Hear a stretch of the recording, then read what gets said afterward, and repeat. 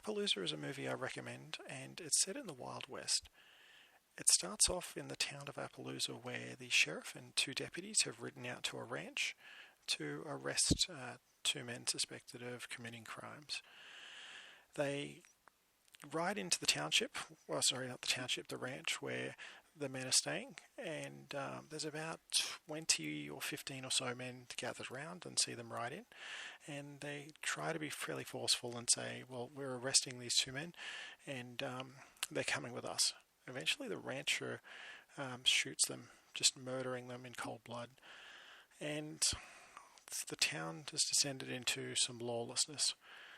The townfolk have then contacted the two people played by Ed Harris and Viggo Mortensen to become a new sheriff and deputy respectively to reinstate law and order into the town.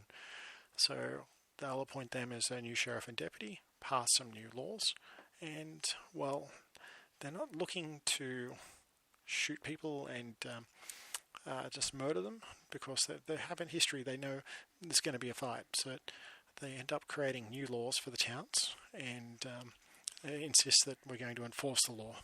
So we're not here to kick anybody out, we're just going to make sure that things like when people ride into the city, they surrender their guns.